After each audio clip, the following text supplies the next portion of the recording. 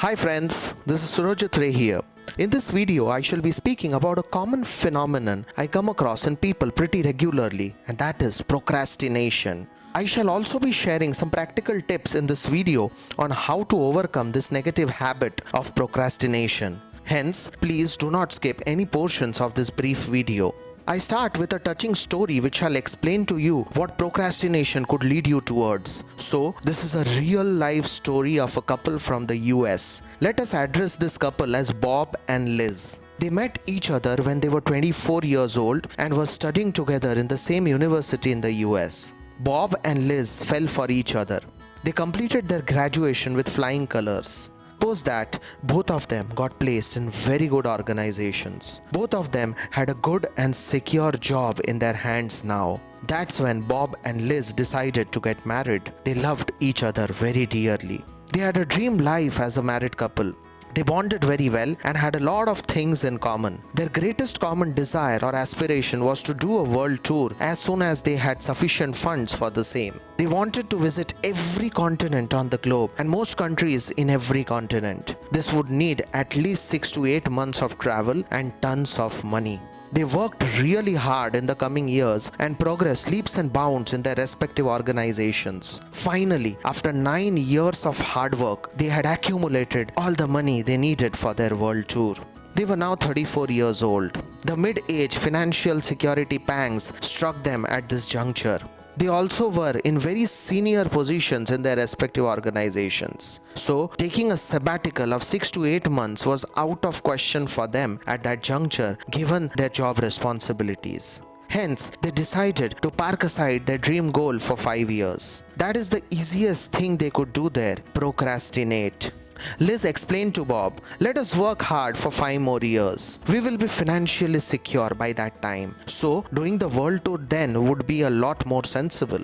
Bob agreed. 5 years then passed by. They achieved all their financial goals by then and in fact much more. But at that point of time, they were directors in their respective companies. Their roles were so senior that they could now not think of taking a 6 to 8 months break. Liz again decided to aimlessly postpone their goal by 5 more years. Bob had no choice but to agree. After 5 years, Bob and Liz both became CEOs of their respective organizations. Now, it was out of question for them to take a sabbatical of 6 to 8 months and do the world tour. Again, they were trying to give each other reasons to postpone their world tour. At this point of time, they were 44 years old.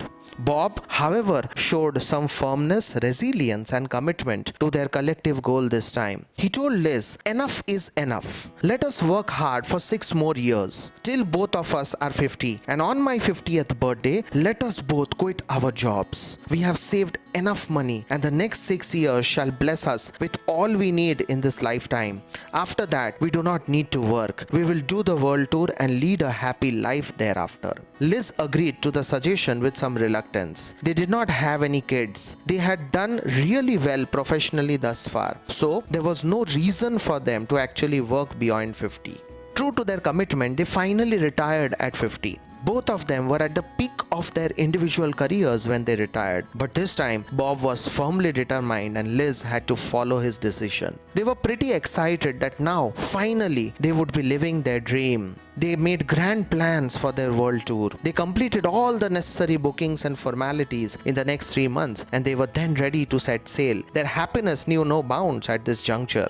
On the day they were supposed to fly out on their world tour, Liz got up as usual and had her morning tea. She was very chirpy and excited. She carried Bob's tea to his bed. Strangely, Bob was sleeping beyond his normal hours that day. When she entered the room, she was shocked to see Bob in a frozen state. He was unable to move. Neither was he able to speak. She immediately called her neighbor, who was a doctor. He examined Bob and had a grim look on his face. He explained to Liz that this was a severe paralytic attack. Unfortunately, the left side of Bob's body, which also had the heart, had been paralyzed. Bob was immediately rushed to the best hospital in New York. The doctor at the hospital explained Liz that Bob would not be able to recover from here. He was terminally paralyzed. At best, he would survive for a year or two more, and that too without any movement or speech. He would be confined to the bed in a vegetative state. Hence, he gave Liz the option of euthanasia for Bob, meaning injecting Bob with poison and ending his life, since living in vegetative state for a year or two would be a bigger trauma for Bob.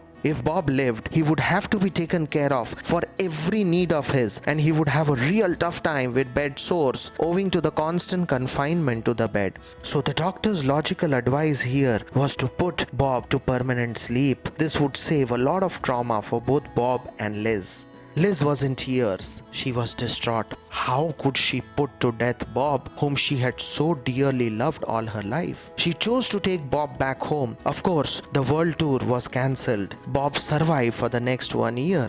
During this period, Liz did everything she could to serve her ailing husband. And can you believe, all through this 1 year of intense suffering, when Bob could neither speak nor move, he had tears trickling down both his eyes 24 hours a day. He only wept and wept all through the day till he died. No amount of spoken motivation or words of wisdom could stop Bob's tears. In fact, his tears had left a permanent trail on his dead face for everyone to see.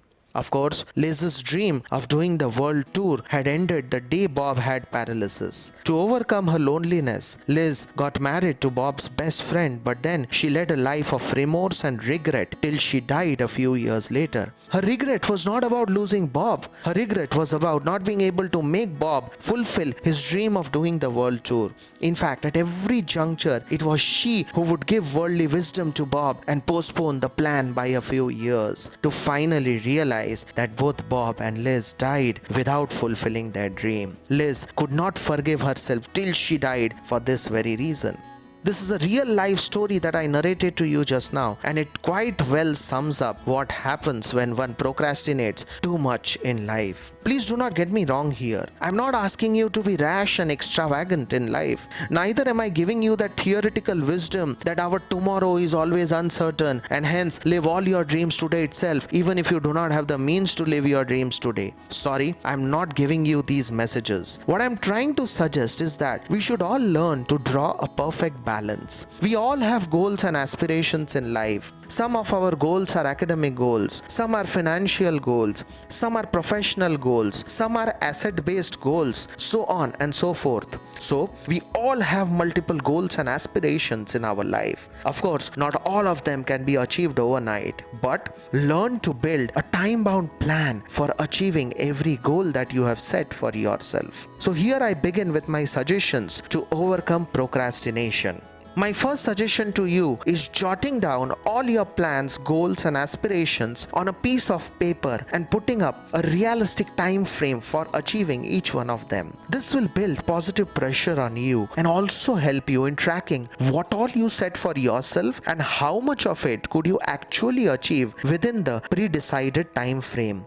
It may be a very good idea to paste this plan on your vision board at home so that you see it every day, and this keeps you reminded of your targets. My second suggestion is that we should all be realistic in setting our goals. Do not have too many of them and let them all be within your distant reach. Too much of aspiration beyond your current net worth and potential has a greater probability of causing you disappointment rather than joy. So my second suggestion to you is that do not be under challenged in life, but being over challenged is also not the ideal way to look at life. Learn to strike a fine balance here, and this balance varies from individual to individual. So be rightly leveraged at all points of time in life. This is the short message I'm trying to give here. My third suggestion is that for every individual goal that you have set, draw down a detailed and objective plan of how and when you want to achieve it. Working to a ring-fenced and concrete plan for each goal shall only increase your chances of achieving what you want to achieve in a time-bound manner.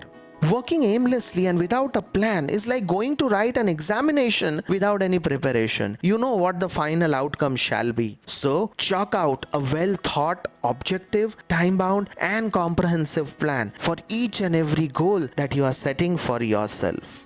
My fourth suggestion to you is learn to be passionate about your goals. If you lack that burning urge from within to achieve what you have set for yourself, you rather drop that goal from your list of goals. So rather than aimlessly procrastinating, just chuck away what you lack passion for. That is the short message I am giving you in this suggestion. My fifth suggestion to you is learn to be a bit impatient and restless to achieve what you seek to achieve. Do not get me wrong here. What I mean to say here is that procrastinating on something is often the easiest thing one can do in a given situation. If I look back at my own life, I also did procrastinate on a few things in my life to later realize that I never achieved them, and now I feel that it is too late in the day for me to work towards them. So, most often, procrastination leads to permanent demolition rather than temporary deferral of your potential goals. I repeat once again, most often, procrastination leads to permanent demolition rather than temporary deferral of your potential goals. Hence, being a bit restless and impatient to achieve what you want in life is always good, as long as that restlessness and impatience is under the control of your thumb. The day you start getting controlled by your restlessness and impatience, that is the day you need to worry, not otherwise. My last suggestion to you, and rather this is my most important suggestion, is that you should believe in yourself and your abilities. If you have set a realistic goal for yourself after thorough analysis, always firmly believe that you can achieve it. Most of our successes and failures in life are a manifestation of our own thought process. It is proven in science that just like every matter is made up of energy, similarly our thoughts also create energy waves, and these energy waves surround us in the form of our aura. A person with positive aura created by a positive mindset will always be more successful in life than a person with negative aura created by a negative mindset. Hence, set realistic goals for yourself and be positive and passionate about achieving them. Once you start following these 6 suggestions objectively, these will definitely help you to stop procrastinating in life. Please always remember that procrastination is an attitude disorder. It is only rarely linked to your abilities or your talent or your means. For some, fear of failure is the main reason for procrastination. For some others, it is laziness or lack of skills. For some other, it is lack of passion. For many others, it is lack of conviction and determination. For few others, it is because the goal itself is unachievable, so on and so forth. So, every procrastinator is a unique case study in himself. Hence, if you are one, you will have to first find out the root cause or reason behind your tendency of procrastination and then work towards it. Further, the 6 suggestions I gave you in this video need to be a part of you hereafter if you want to comprehensively overcome the problem of procrastination within you. No trainer or coach or counselor can help you on this particular issue beyond these 6 tips which I have shared with you. End of the day, this is your individual fight. You will have to find the cause behind your tendency of procrastination and attack it full blown with the cannons of determination and will. If you do so, you can easily conquer this problem. If you cannot, all the very best to you. You shall remain where you are. Nobody will be able to help you. So, as I end this video, in summary, I would urge you to come out of your shell and find out the root cause behind your procrastination tendency. Here, you are the problem and you are also the solution. You would be knowing the root cause better than anybody else. Once the source of the problem is consciously identified, work in an objective manner towards resolving it. Also, please do definitely follow the 6 suggestions that I have shared in this video. These will augment your effort to overcome your tendency of procrastination. Hope you enjoyed this video. Do like this video, subscribe to my YouTube channel titled Karma Cosmos Talks if you have not already done it. Hit the bell icon so that you can receive future notifications from my YouTube channel, and also do leave a comment in the comment section below the video. Friends, I'm a common man like you, but on an interesting and never-ending journey. On my YouTube channel, you shall find a lot of such interesting stuff which very few others speak about and research on. So, if you have not yet subscribed to my YouTube channel, please do so ASAP and encourage me to share more. Your subscriptions, likes, and comments stand as my only motivation. God bless you, wishing you a wonderful, fulfilling, and happy life ahead. Most importantly, a procrastination-free life ahead. Thank you so much for watching this video.